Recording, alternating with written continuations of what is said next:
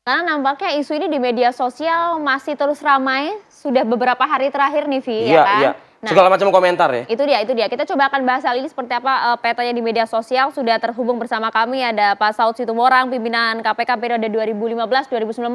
Selamat pagi, Pak Pagi Saud. Pak Saud. Halo, selamat pagi.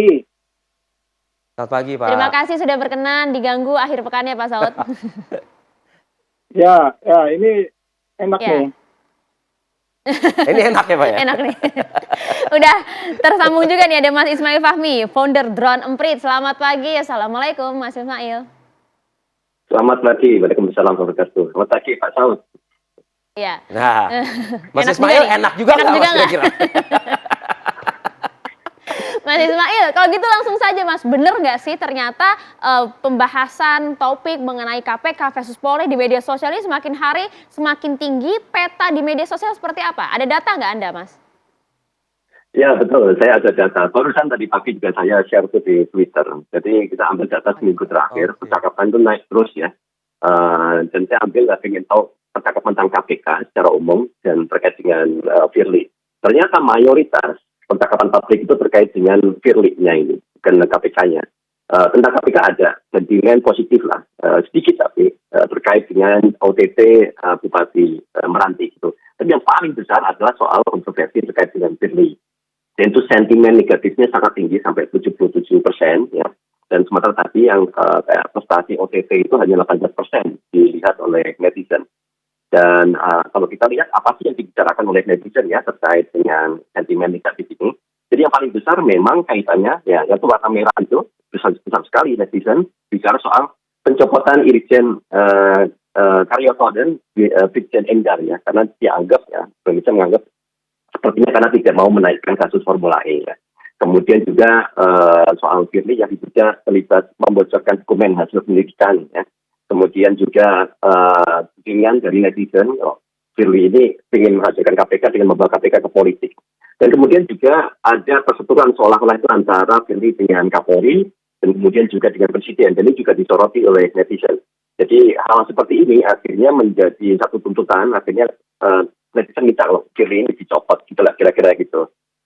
Dan mungkin ini ada, kita lihat juga ada tren di netizen melihat ada semacam kasus yang mau dikejar oleh Firly yaitu memaksakan salah satu yang mungkin kandidat capres itu jadi tersangka.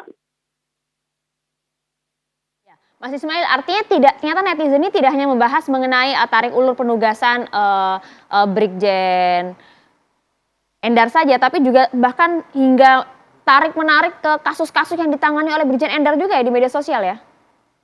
Ya betul, dan terutama karena menjadi alasan kenapa kok kemudian Brigjen Endar itu dicopot ya, meskipun Polri kemudian sudah memperpanjang. Dan kemudian kan melihat alasannya apa besar, alasan besarnya, yaitu soal Formula E, di mana Brigjen Endar tidak mau dan menaikkan ke kasusnya itu.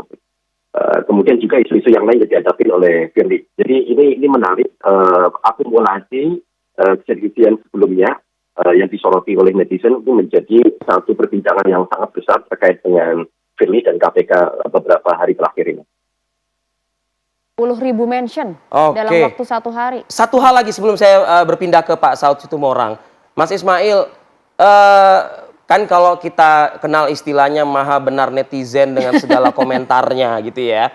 Nah ini komentar-komentar apa sih yang, karena gini loh, kita aja kalau di media mainstream ini juga kita perlu kehati-hatian juga bicara soal pembocoran misalnya. Ya kan, soal OTT atau bukan OTT, penanganan kasus di SDM, misalnya begitu. Lalu soal apalagi, soal Formula E juga kita mesti hati-hati loh. Iya. Karena memang Brigjen Endar juga tidak spesifik menyebut dia menolak atau dia membantah keinginan beberapa pihak gitu mendesak Iya. ini.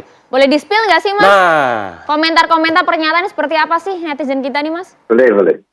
Jadi ini saya ambil contoh Berapa ya. kejam netizen plus 62? Ya. Di peta SNA itu kelihatan ya. Kita tadi misalnya dari Nadia Vista ya. Ini salah satu akun ex KPK ya. Ini merupakan kejahatan serius. Selama ini kita sering mendengar ya, YPS itu main perkara.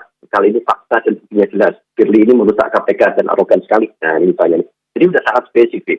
Kemudian Partai Sokmed juga bilang tentang Irjen Karyoto yang berhasil disingkirkan Firly dari KPK karena menolak memaksakan kasus Formula E untuk dinaikkan statusnya.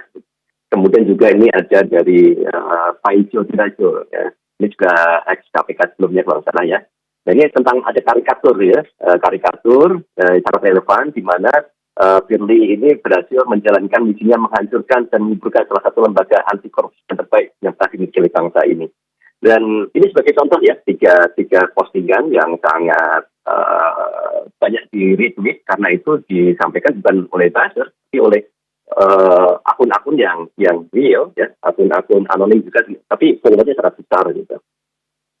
Dan kalau kita bicara soal tadi bagaimana netizen itu maha benar, jadi kalau kita lihat memang mereka bisa bicara apapun ya. Dan kalau memang katakan netizen dan tweetannya itu jadi masalah, itu biasanya susah sekali ya kita bawa mereka ke polisian kemudian masuk di pengadilan. Biasanya kan kalau kasus-kasus yang sangat besar. Dan kenyataan di lapangan kita bisa lihat netizen masih bisa bicara apapun gitu, dan sangat sedikit dari mereka yang diproses. Ini menunjukkan kebebasan di Twitter, di media sosial itu masih sangat tinggi. Gitu. Memang ada cenderungan ya, tren misalnya dari kalangan aktivis. Ya. Kalau aktivis mereka bersuara terlalu kritis, ya, kadang-kadang akunnya mungkin disuspend dan yang lain-lain. Tapi kaitannya dengan KPK ini, mayoritas publik itu satu suara ya, seolah-olah ya, satu suara untuk mendukung supaya KPK itu lebih bagus. Ya. Jadi suara-suara dari publik yang sifatnya sangat kritis kepada KPK ini banyak mendapatkan dukungan. Jadi memang dari data Mas Ismail tadi sebenarnya netizen kita udah jadi kayak Sudah intel sendiri gitu ya. ya. Udah jadi kayak intel sendiri, udah menggambarkan juga narasi seperti apa. Khawatirnya kan seperti ini menjadi bola liar dengan asumsinya masing-masing. Padahal ini sebenarnya adalah polemik internal KPK, Pak Saud. Tanggapan Anda, Pak Saud?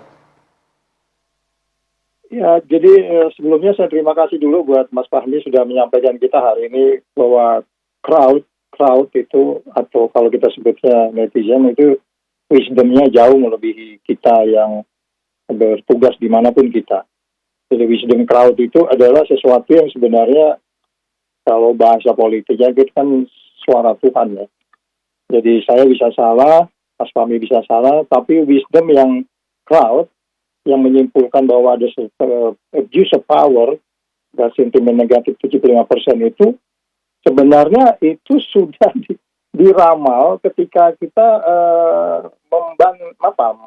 membantah atau dikaitkan dengan Undang-Undang 19 2019. Kan ini awal petaka saat ini kan dimulai dari Undang-Undang 19 itu. Salah satu yang kita sebut sebagai regulatory impact assessment dari teman-teman dari Yogyakarta waktu itu, bahwa KPK itu cenderung menjadi lebih korup. Dia bagian dari perilaku korup. Dan jangka panjang Undang-Undang 19 itu menimbulkan perilaku korup yang semakin masif, bahkan sudah menyentuh kepada petugas-petugasnya di KPK. Nanti kalau ini kita bicarakan kepada ombudsman pasti sudah bisa membayangkan analisis saya, dia akan bicara yang ada maladministrasi. Mbak Maria, Mas Arief, bahwa maladministrasi itu adalah korupsi. Nah, itu yang perlu kita tekankan. Sementara itu dulu. Ya. Iya, Pak Saud. Menarik Pak Saud karena kalau kita lihat netizen kita juga sebenarnya agak terbelah juga ini di media sosial. Ada yang kemudian menyatakan jangan bikin gaduh KPK ini. Ada yang juga save Polri dan juga KPK. Sebenarnya kita lihat kalau permasalahan internal ini penyelesaiannya bagaimana agar tidak menjadi bola liar. Nanti usai jeda ya kita bahas lagi Mas Ismail, Pak Saud saat lagi untuk Anda pemirsa.